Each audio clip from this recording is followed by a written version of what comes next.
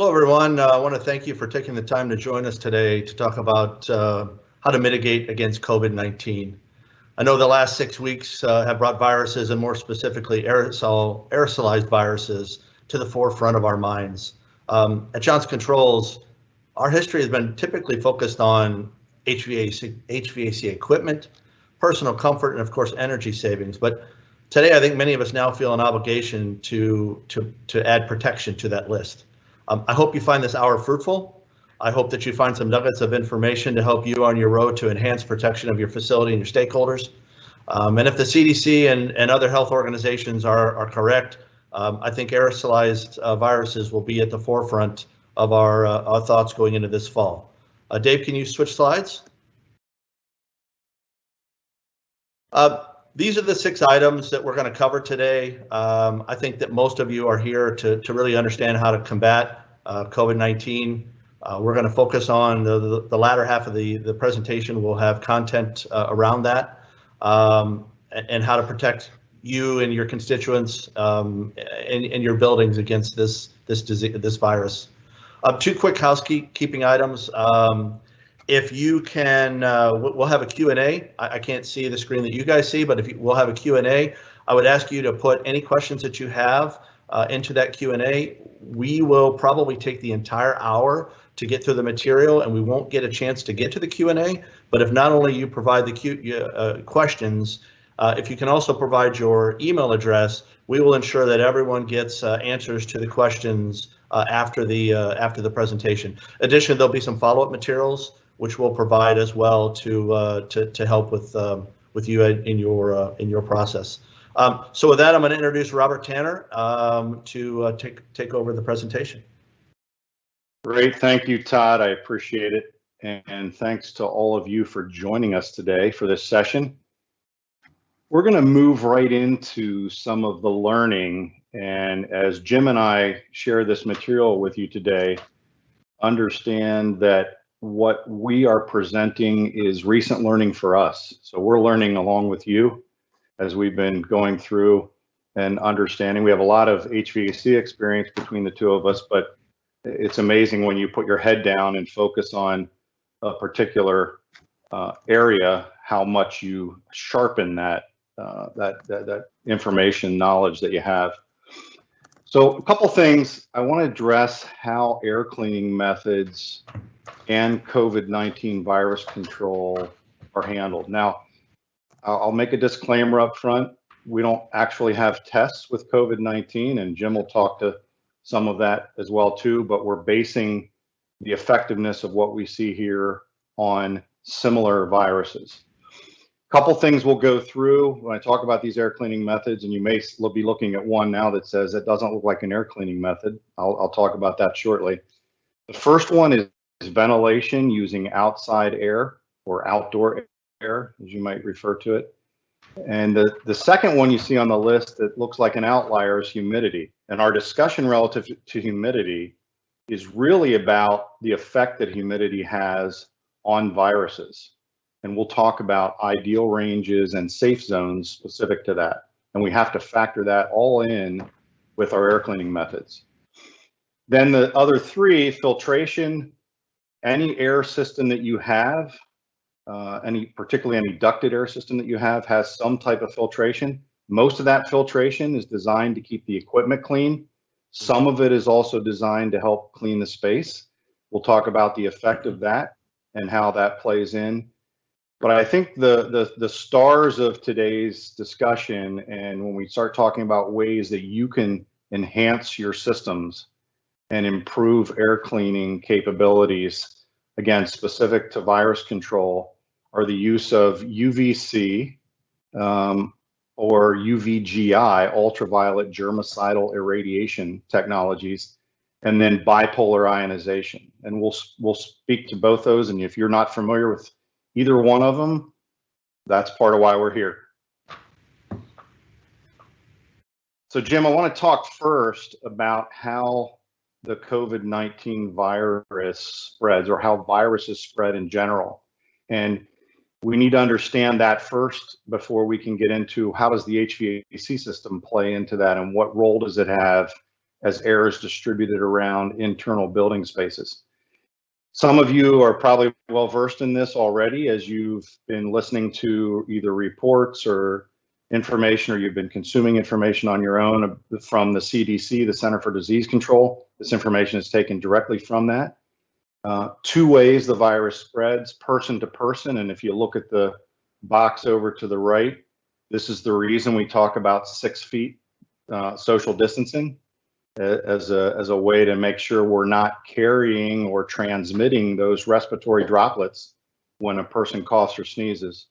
Also, even in physical contact with each other, and that goes to the second one, is contact with contaminated surfaces or objects. And that's why we're all focusing so much on washing our hands, cleaning everything, cleaning surfaces, and making sure that we're keeping the transmission of this to a minimum. So how does this relate to the HVAC system? If we know this is how the virus spreads, how does the virus travel? And Jim, here's where we talk about airborne transmission. And if you could talk us through this, how do we get this virus into the air and how does the system carry it through? Okay. Well, thanks, Rob. Airborne transmission is all the rage right now. We're walking around with the masks over our faces, and they talk about it. We're protecting other people from our coughs, not necessarily protecting us from other people's coughs. The distance is supposed to help us with that. Well, let's talk about the difference between like a heavy droplet and an aerosol. An aerosol, like fog, is an aerosol, right? An aerosol is a small particle that is light enough to float through the air and stay airborne for hours. Generally, especially the ones that have the viruses in them, they're generally below 5 microns or 5 micrometers in diameter, and they can remain in the air for long periods of time. I mean, like hours, many hours, tens of hours. And so it's pretty easy for an air conditioning system to pick those up, process them through whatever the air conditioning system is, and deposit them someplace else in a building. So it's something that we really have to be aware of. And the smaller the particle, the easier it is to get into a person's lungs.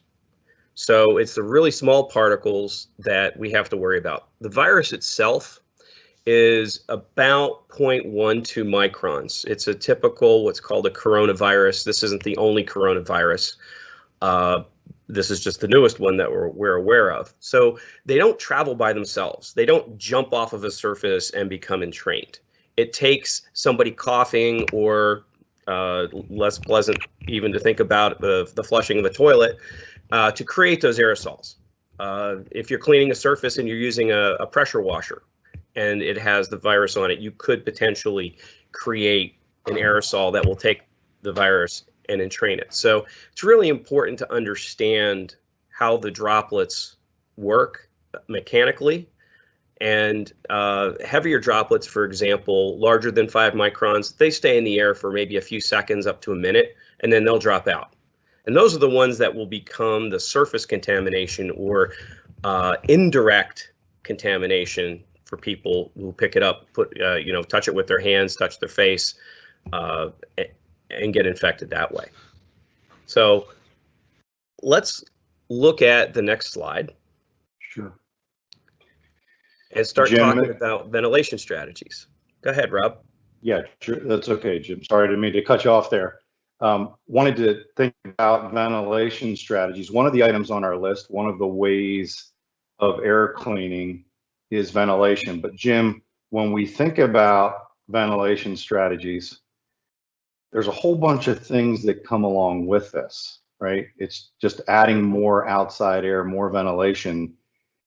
It's complicated, and part of what we want to help in this session is to help unpack that and even follow up with some tools to be able to do that. So Jim, as we discuss this, one of the things I want to point out for those of you on this call, you'll notice a link there in the session, and we'll include in the information that we send to you a link directly to this FAQ document that Jim and I put together to address this. We're going to pull out some sections like this one specific to this topic of ventilation. Jim, tell us about how these systems should be operated. What's different about this now when we talk about using ventilation strategy to help with air cleaning? Thanks, Rob. Well, the first thing you need to think about is how much more outside air can I handle? Is your system already set up for a significant amount of outside air, or is it just minimal? Because any increase in outside air means that you have to process that air, right? You have to make it the right humidity, the right temperature. You've got to filter it. Do you have enough fan power? So trying to displace the virus with more ventilation seems like a really good idea, but it could be more difficult than you expect. Other things that you have to consider as well. Up until now, before this virus really hit, we were all talking about energy efficiency, right? With ASHRAE 90.1, for example, where 62.1 and 90.1 are trying to get together. However, right now, if you have, for example, an energy recovery system, like an ERV or something, that has an energy recovery device like a heat wheel in it, or certain plate heat exchangers, they leak. So they can allow cross-contamination between the two airstreams. You have to think about, what can I do to mitigate this? Because many heat wheels, you can't put any kind of like UV, which we'll talk about a little bit later, on them, because many of the heat wheels are plastic and the plastics can't take the UV. So you have to do something, but generally the first thing to do is shut off the heat wheel and block it off so that you can't get cross-contamination. So these are the kind of decisions that we have to look at moving forward here in order to increase the ventilation air without contaminating the incoming airstream. Well, it makes sense, Jim. And Jim, we've put together, and these are things we're going to make available as a follow-up for everybody who attends this session, everybody who's provided us with an email address as part of your follow-up. We're going to send you what we've called decision trees that are focused on finding in your case, your optimum IAQ improvement path in your facilities. And on the right is a full page view of this area specific to increasing outside air. This gives you a little bit of a close-up view of what's contained in that. And my recommendation would be, after we send these to you, is to work with your Johnson Controls representative, work with your favorite HVAC system designer, even if that's somebody internal to your organization, and use these to guide you through a path of what to do, how to, particularly on this topic. We address the other topics that we'll cover today as well, but to help you analyze this, to understand what is the right path and what are all the variables that are in play, as Jim mentioned, even energy recovery, which until we went through it, we hadn't thought of that either. I think is part of what's here. So again, these are things we'll send to you early next week as a part of our follow-up. Jim, the outlier of this and the discovery for us as we were studying this virus and how it is transmitted and how you clean the air that contains it is humidity. And I wonder if you could just talk to us a little bit about what we've understood about the effect of humidity on the virus. Thanks, Rob. Absolutely. This is probably the most impactful thing that we learned. I mean, we knew that the technologies were out there and we just had to kind of hone the message and be able to provide you with the right feedback for them. But humidity was really a surprise for us when we looked at it. We all know that too much humidity creates molds, fungi, bacteria like to grow in that. We're all familiar with that part. And so the high humidity is fairly well known.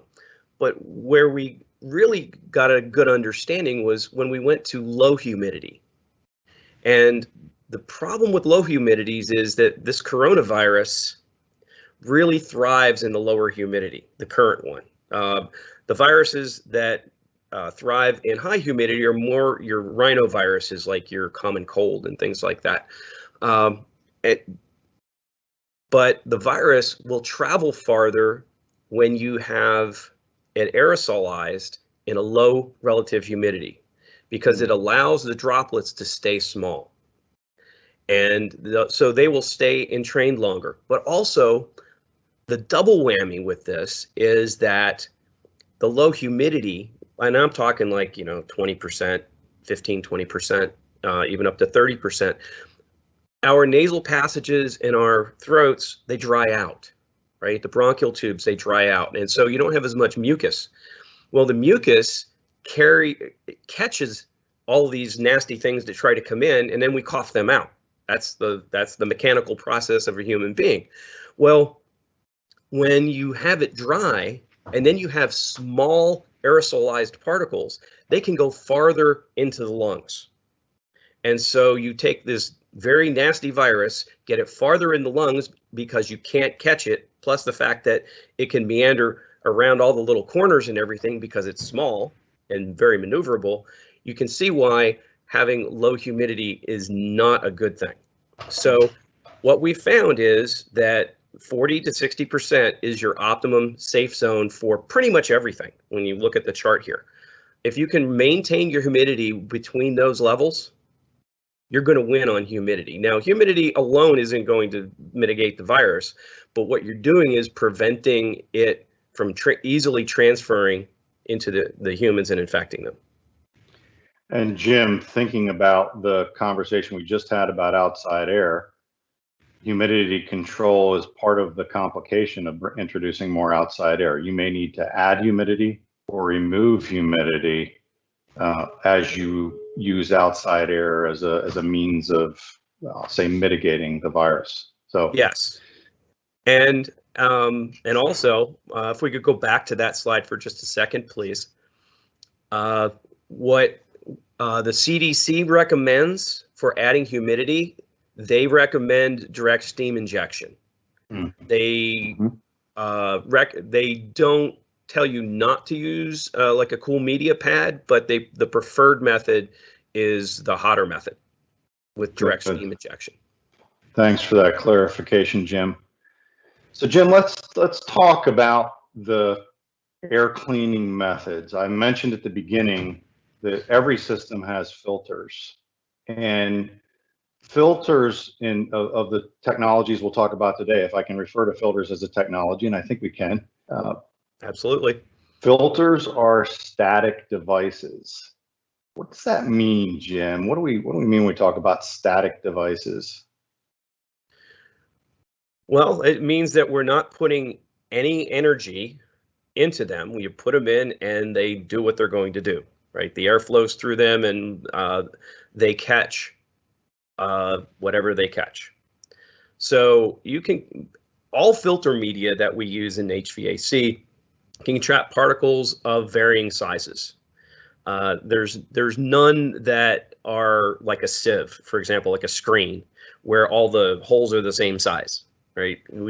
Our filters are made by taking randomly packed fibers, and you change the density of the fibers or the diameter of the fibers or both, and you can change the Merv rating thereby doing it. And so your very low Merv rating filters will have a very large average hole size, and your higher Merv ratings and your HEPAs will have much smaller statistically, but they all have small and large holes in them, which is kind of interesting. So getting into that, what kind of filters can be effective for getting these aerosolized particles? So let's look primarily at the human cough. So there are a couple good studies, which we pulled the results of one. These are independent university type studies where in this particular study, they studied influenza virus. This is a study from about 10 years ago, where they took several hundred human subjects and basically had them cough. You know, they kept them in rooms, separated rooms, and they measured the particle diameters that came out of their coughs and how many of the particles actually had the genetic material of the virus in it, et cetera. So this was a real, it wasn't a simulation, it was real. And they basically got that roughly 2/3 of the virus particles are 4 microns and smaller. So those are the ones that will stay very aerosolized. Their break off was 4 microns, where traditionally, like with the CDC, they talk about 5, but that's a little subjective there. But for all intents and purposes, 2/3 of the particles that come out of the cough can be aerosolized. The rest of them are the stuff that ends up on the table and you end up taking a tissue and wiping it off or whatever. And so how do we catch this, right? Let's go to the next slide and take a look. So we've repeated the information on the cough particle distribution on the left, and on the right is a nice table of Merv ratings for filters. And as you can see, you know, you have 3 different columns there for your for your particle sizes, and we're really interested in the first one to the left. And if you, let's say that hypothetically, you're not a hospital, but you want to get better at what you're doing. I'd like to catch 90% of the virus particles, right, of these aerosols as I'm going through. Well, if you go down that column, you don't even hint at 90% until you hit a MERV 14. So that's really the lowest MERV rating you want to start at if you really want to catch a significant amount of the virus. And MERV 15 and above starts getting really interesting. So, and your HEPA filters are in the dark green there. Thanks for going through that, Jim. So my takeaway as I look at this is the filter does something, but it probably needs some help if we're really going to be effective. And again, we're not going to inactivate that, as you said before. Right. This is only going to trap it and hold it. Right. And it's important to remember that the filters should be changed regularly. And thank you for changing the slide. And that when you take them out, it doesn't, as Rob said, it doesn't inactivate the virus. It catches it. And the virus eventually will die off because it has a half-life of about 1.2 hours is what they estimate from the CDC and NIH. So if you're replacing the filters, you need to have proper PPE. You should immediately bag the filter and seal it, and it should be disposed of as infectious material. Mm-hmm. That's good. And again, this is covered in this FAQ document that you see the link to. And what I mentioned before in our decision trees, we also have a part of our decision tree that addresses how to evaluate what to do with your existing filtration. Let's talk about the active technologies that are available and well proven to be able to handle viruses. And let's do a little bit of clarification of each of these. First, we'll start with the UVGI, or ultraviolet germicidal irradiation, and then we'll talk about the bipolar ionization that we talked about before, and we'll do a bit of a compare contrast. But talk to us about how UVGI works and what it does with viruses. Sure, Rob. UVGI has been around for several decades. It's most of us on call are used to it being used for surface contamination, or excuse me, decontamination of our coils. And it's excellent for that. It kills most microbes. It kills almost anything that's got a genetic material. But it's an active line of sight technology. So what does that mean? That means that if the virus or whatever you're trying to destroy with it isn't on a direct line to that bulb, then the effectiveness is very low. You might get a little bit of reflectance from other surfaces or the like, but it won't be as very good compared to a direct line of sight. But once that UV ray penetrates the virus, it goes right into the DNA. This virus has single-strand RNA, but it goes in and it disrupts the genetic material. So the virus is totally inactivated and it can't replicate. And so it pretty much just becomes dust. But of course, the big problem with the UV is that you can't use it in an occupied area when it's occupied. So we've all seen UV if you're not used to it being used in an air handler. If you've been in a hotel restroom, for example, like in your Best Western or the like, there's always that bulb up top that if you hit the wrong switch, you get to squint and hurry up and turn it off, because that's a UV light that's used to basically prevent mold and mildew from forming in the bathrooms. But you can't use it because while you're in there, because your skin will get burned and it will actually hurt the corneas of your eyes. So, but that's surface decontamination. You can also use it for air decontamination. Some people will call it flyby, but we're going to say air decontamination. And so the effectiveness of the UV type active technology is that it's exposure time as well as the dosage. So if you have a little time, like if you have an airstream in a duct, for example, like the upper right-hand corner there, the flow's going at 800, 1,000 feet per minute easily and higher. So you only get a few seconds at most of line of sight from when the air goes by it. And so in order to deactivate the viruses in that airstream, you need to have very, very, very high intensity lights in that area. Where surface decontamination, like for coils, it's on all the time, right? Until the technician either powers it down or somebody opens up the door and the switch turns the light off. And so you need much lower power to effectively decontaminate the coil, because you have, for all intents and purposes, infinitely long time in comparison. So one other thing to consider is that UV, because it's a ray, it gets absorbed by the water particles that are part of the aerosol. The larger the particle, the more scattering of that UV ray can happen. And so higher RH promotes larger droplet sizes, which then slightly reduces the effect of the UV, or it can. But we're not talking like cutting it in half. We're talking maybe like 4 or 5%, going from like 30% RH to 80, for example.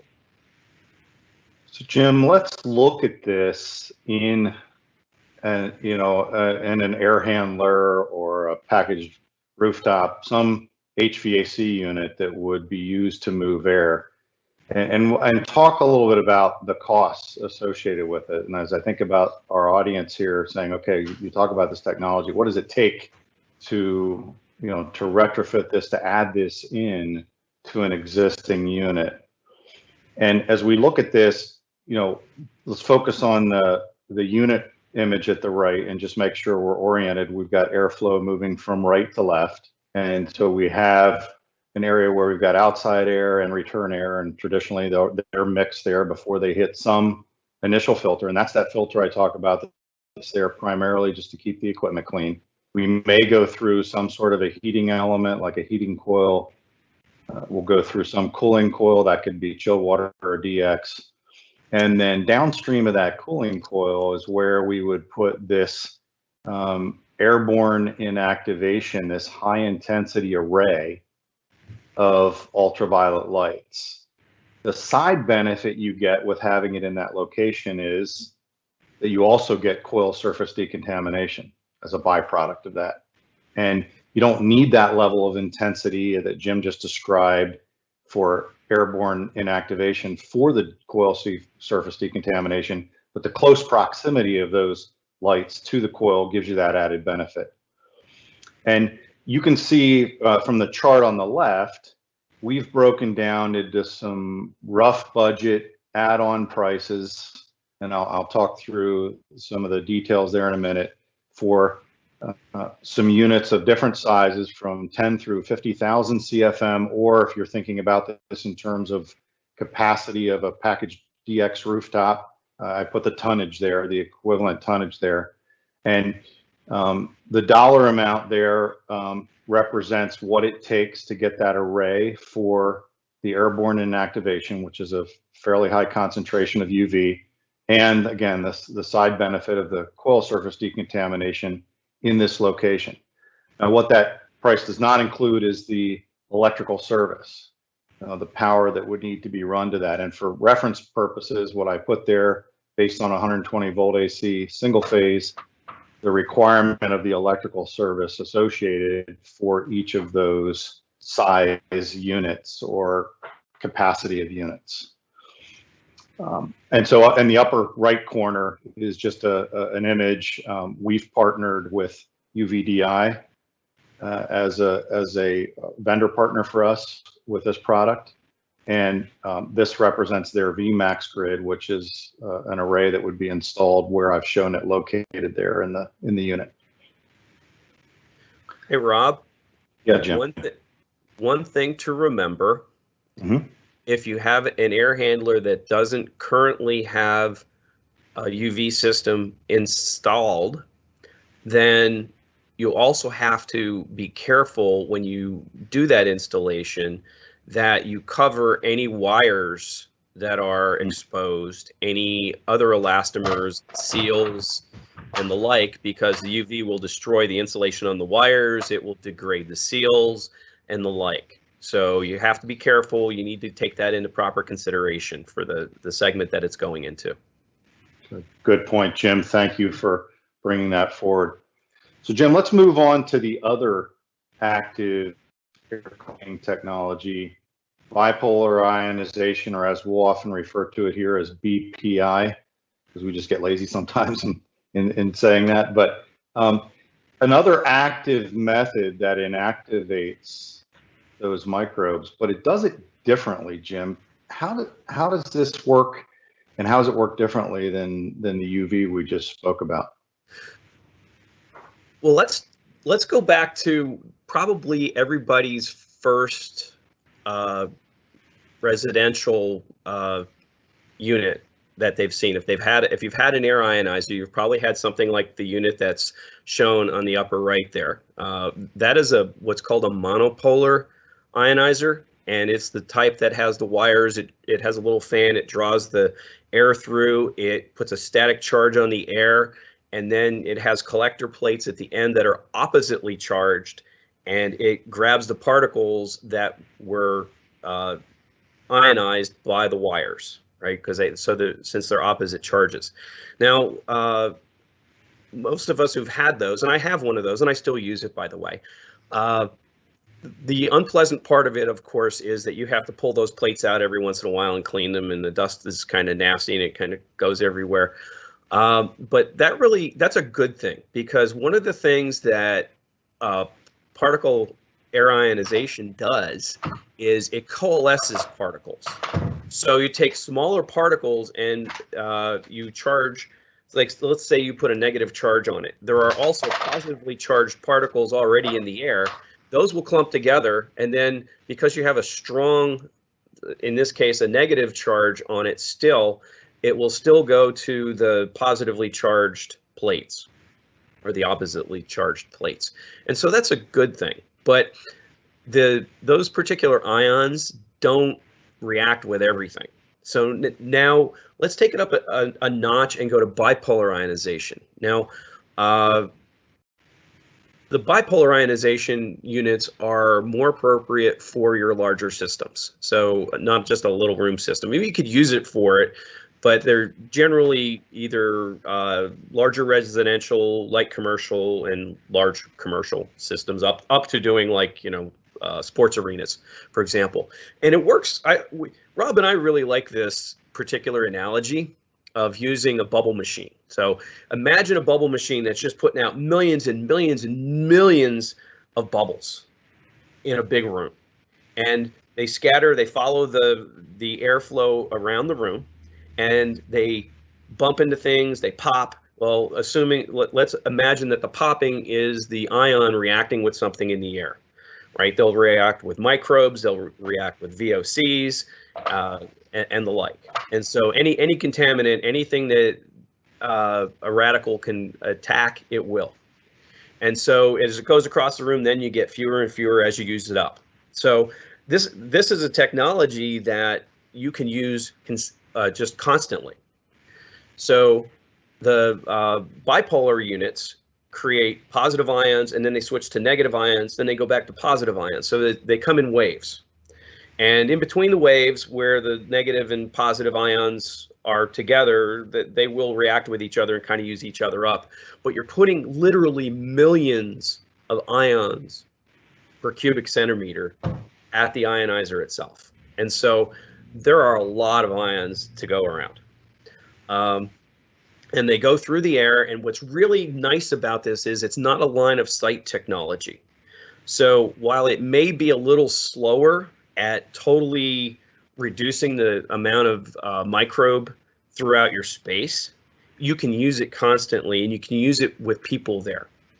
Because while the monopolar unit has the problem of creation of ozone, the bipolar units, especially the newer ones that have special ion tubes, operate at much lower voltages and are not known to create any measurable amount of ozone. So they're safe for people. You can use it 24/7 in a hospital, in a child's room. It doesn't matter.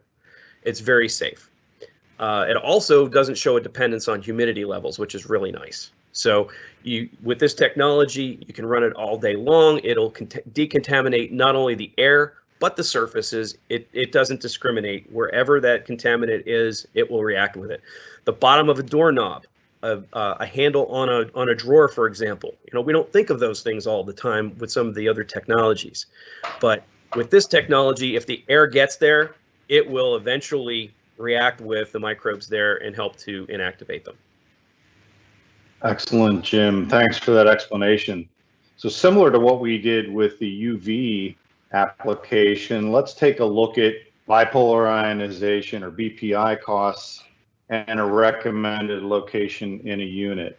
And so if you take, again, focusing at the beginning, we have that same unit layout that I had before. Again, yours could be different.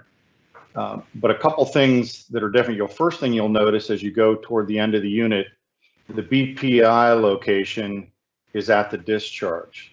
Now, there's a couple things I want to point out there. This unit particularly shows a final filter, which could be anything up to and including a HEPA filter. If you had that HEPA filter there, an alternative location, if there was space, you could put that BPI product upstream on the other side of that filter. And as Jim just mentioned, the coalescing effect could help improve the effectiveness of that final filter, whatever that final filter is. So that's another option that's available there. And just to clarify, when you see those what look like three gray boxes at the BPI location, that represents, there might take several of those units, and up in the upper right-hand corner, I have an image of one of those units. Imagine if you were to flip that, and the gray box that you see on the bottom of that image is what's outside the unit, and those tubes are there in the airstream, creating the ions that Jim just described. On the left, similarly, again, for the same size units, I've provided a list of from 10 through 50,000 CFM, or 25 to 125 ton, depending on how you relate to capacity there. Again, a budgeted add-on price. Now, what's different about this than the UV? The UV system is designed for that, as Jim described before, sometimes referred to as a flyby. We're looking for a kill rate, and that kill rate is usually 90+%. So we're looking to try to get as much of that as we can in one pass. Sizing for BPI is looking at a few different factors. And in this case, we looked at a system that might be suitable for a number of you on this call, a business environment that may have a mix of light manufacturing and office space. For comparison, if you were to have a space that was strictly office use only or maybe classroom only, you may have a lesser requirement for BPI. If you had an environment that had significantly more things produced and in the airstream, you might need something higher than that. So this maybe represents sort of a middle of the road approach. Similarly, I listed the required electrical service requirement, and you can see that as compared to the UV, and hopefully understanding what we're doing here between both of these, you can see why those are different.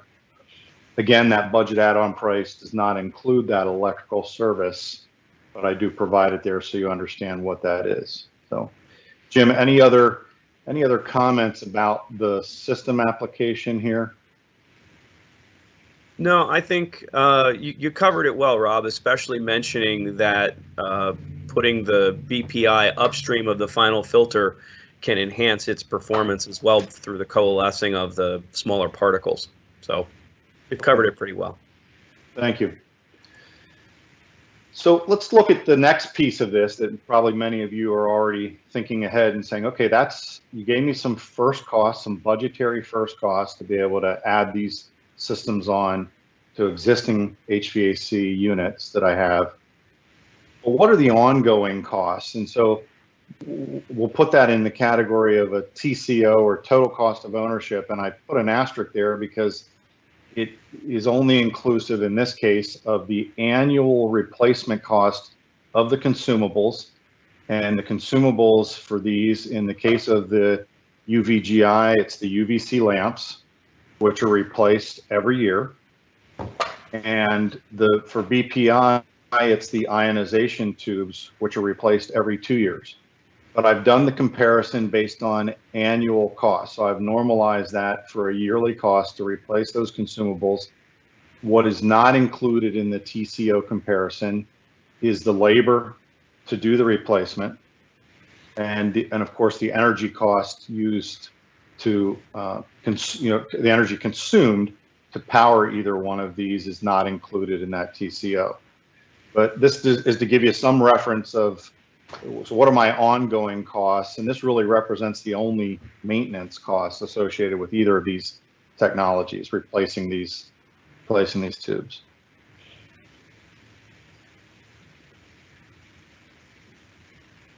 Jim, I want to talk about, so some of you are probably saying, okay, you guys have studied this a good bit.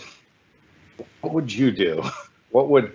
Is there a recommendation? And I'm going to say this right up front. Either one of these technologies, as we've described their capabilities and applications, is effective.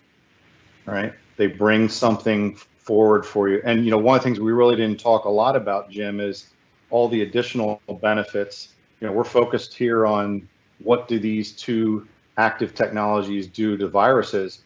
But there's so many other things in the air. And I think one of the takeaways that's going to happen for people, and probably many of you facility owners, facility managers on the call are thinking this already, this is going to raise the level of cleanliness that people really demand out of their buildings, that occupants expect, that you as facility owners are going to want.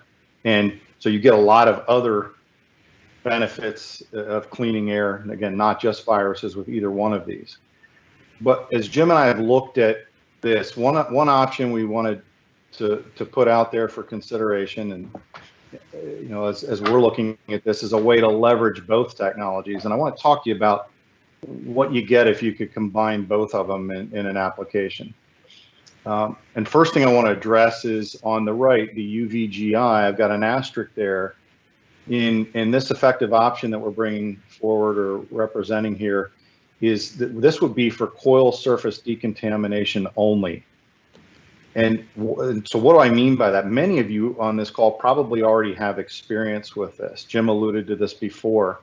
The use of UV lights, in emitting light downstream of your coil for purposes of keeping your wetted cooling coil, whether it's a DX coil or a chill water coil, clean.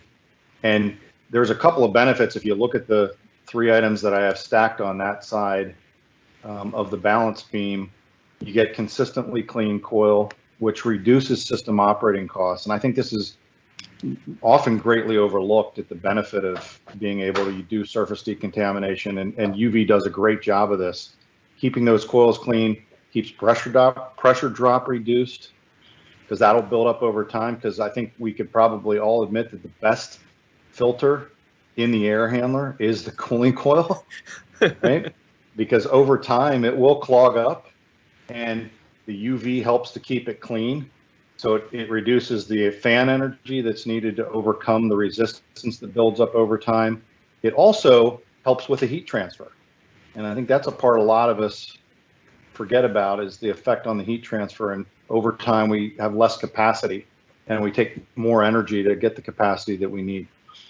The minimization of mold and bacterial growth on those wetted surfaces, not just the coil, but many of these surface decontamination arrays have line of sight to the drain pan, and that drain pan's always got some water. Even if it fully drains, it's almost always wet, certainly if we're doing any cooling. And so great benefit out of that. And then reduced energy use and electrical upgrade requirements. That's as compared to using UV in the airborne inactivation examples that we've been talking about to this point, that were specific to how do you take care of the virus as it passes through that section.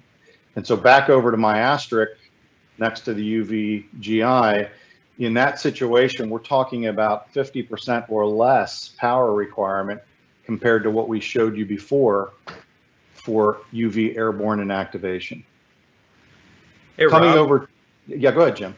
one other item to consider for the UV, especially with the coil surface decontamination, is that while you're burning up that much electricity, you're also reducing the amount of reheat you have to do downstream of the cooling coil, because that will be absorbed by the airstream.